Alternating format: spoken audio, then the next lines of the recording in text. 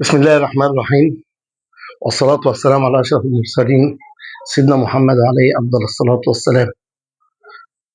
النهاردة المفروض إحنا هنبتدي مع بعض، هنتكلم عن الكورة وهنتكلم عن النتائج وعن مشاكل الكورة، مشاكل الأهلي والزمالك والإسماعيلي والاتحاد والمصري.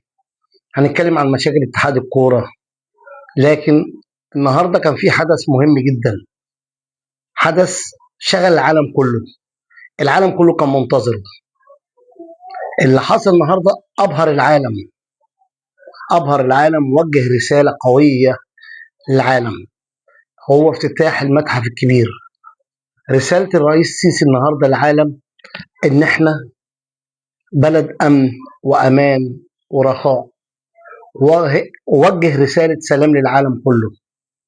وشفنا الافتتاح المبهر اللي أبهر العالم كله، وعمل حالة جميلة جدا ما بين الشعب المصري.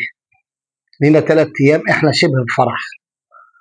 الناس غيرت صور البروفايل بتاعتها على السوشيال ميديا، من صورها العادية لصورها بالزي الفرعوني، أو كتابة أسمائهم بالخطوط الفرعونية على الأحجار وعلى المعابد. كانت حالة جميلة، وقدرنا نوصل للعالم كله إن مصر بلد أمان، بلد سلام، بلد رخاء. تمام. النهاردة كمان شفنا إن وجود الزعماء دول العالم في مصر، شفنا وجودهم مع الرئيس عبد الفتاح السيسي، قد إيه الناس دي انبهرت باللي شافوه في حفل الافتتاح.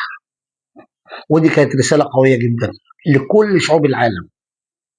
كمان تاني حاجة، فيها حاجة مهمة حصلت النهاردة، بس افتتاح المتحف الكبير غطى عليها، وهي منتخب مصر للشباب لكرة اليد. منتخب مصر للشباب لكرة اليد النهاردة كان بيلعب نهائي كأس العالم قدام ألمانيا، وعمل أداء بطولي وأداء رجولي. خسرنا بفرق جول، خسرنا بعد اكسترا تايم، بعد مباراة قوية جدا، مباراة عنيفة وقوية جدا، ولعبنا اكسترا تايم وللأسف خسرنا بفارق جول، وحصلنا على الميدالية الفضية. وإن شاء الله يكون المنتخب ده امتداد للي جاي، ويقدر ياخد كأس العالم للكبار. وإن شاء الله هنتقابل تاني، وهنتكلم عن الكورة ومشاكلها ونتائجها، والحلو فيها والوحش فيها. وإن شاء الله نتقابل على خير.